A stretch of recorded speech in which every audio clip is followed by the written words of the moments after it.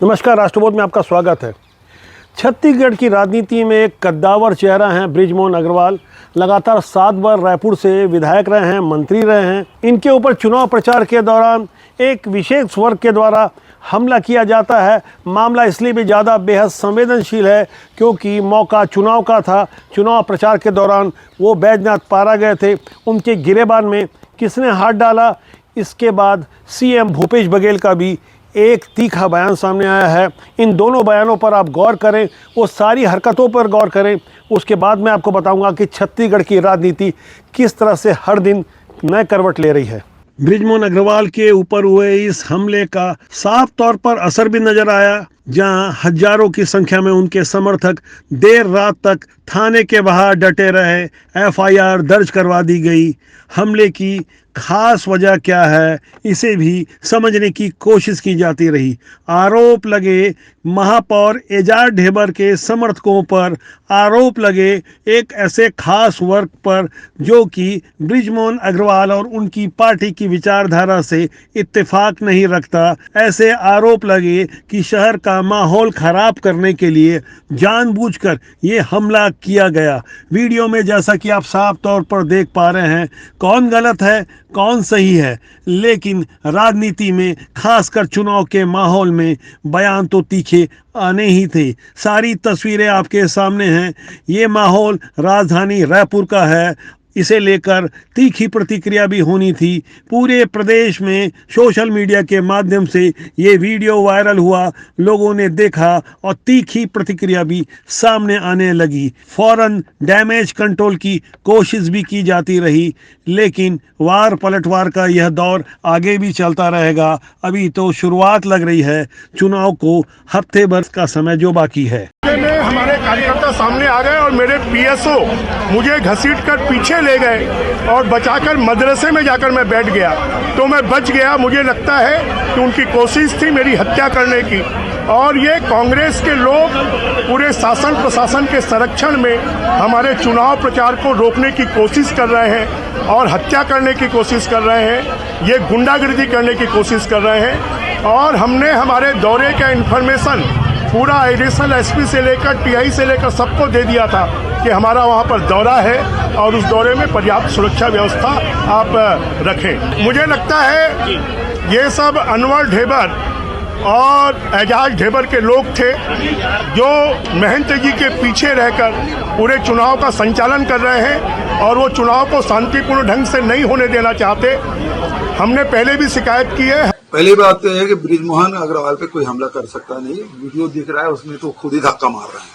दरअसल मामला साफ तौर से हिंदू मुस्लिम विवाद से जुड़ा हुआ है और छत्तीसगढ़ की राजनीति ने उसे 2021 की अक्टूबर में तब समझा जब धर्मनगरी कवर्धा में भगवा ध्वज का अपमान हुआ था। तब उसके बाद तमाम हिंदूवादी एकजुट हुए। कर्फ्यू का माहौल था क्योंकि कवर्धा वही इलाका है जहां रायपुर के मोहदापारा से निकले हुए मोहम्मद अकबर ने कवर्धा में सर्वाधिक वोटों से विजय हासिल की थी। तब आरोप लगा तुष्टीकरण का। उसके बाद जिस तरह से ध्रुवीकरण हुआ उसका असर इसी साल अप्रैल 2023 में देखने को मिला, जब बीरनपुर में भुवनेश्वर साहू की हत्या हुई थी। उस हत्या की वजह मॉब लिंचिंग बताया गया। एक खास वर्ग के लोगों ने जिस तरह से हमला किया और उसके बाद भारतीय जनता पार्टी ने मृतक भुवनेश्वर साहू के पिता ईश्वर साहू को टिकट दी।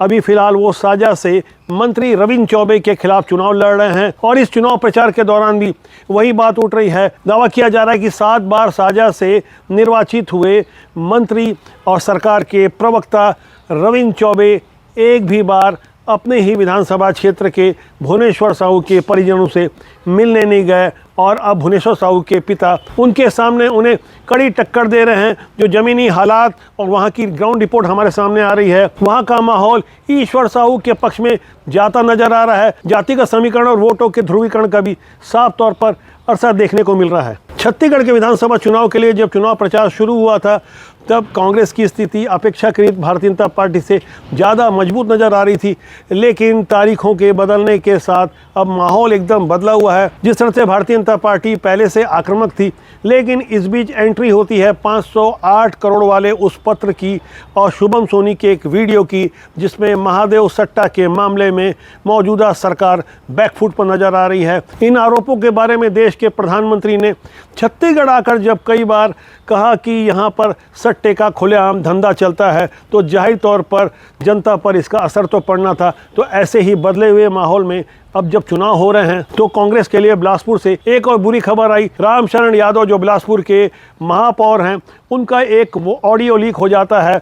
ऑडियो लीक करने वाले कोई और नहीं, कांग्रेस के ही पुराने तेज तर्रार विधायक अरुण तिवारी थे, जिन्होंने छत्तीसगढ़ कांग्रेस की प्रभारी कुमारी शैलजा को खुली चुनौती दी और उस ऑडियो के माध्यम से ये दावा किया कि हरियाणा के रोहतक में कुमारी शैलजा के पिता को टिकट के बदले पैसे दिए गए हैं। ऑडियो में जो आवाज़ें सुनाई आ रही है, उसमें साफ सुनाई आ रहा है कि 4 करोड़ रुपए में कांग्रेस की टिकट का सौदा हुआ और उसमें टोटल 4 करोड़ में डील हुआ। हाँ, यानी जिसमें 4 करोड़ का आंकड़ा, 4 करोड़ का आंकड़ा बिलासपुर से लेके गांव तक पहुंच गया है भाई। अरे हाँ भाई, तो जो लोग दिए वही लोग बता दिए। जिन लोग व्यवस्था किए रोहतक के स्कूल में हाँ। शैलजा के बाप के पास पहुंचाया, वो भी बता दिए। अरे गजब। इसकी सच्चाई को समझने से पहले कांग्रेस ने महापौर रामशरण यादव को निलंबित कर दिया है। चुनाव के बीच एक बहुत बड़ी घटना है।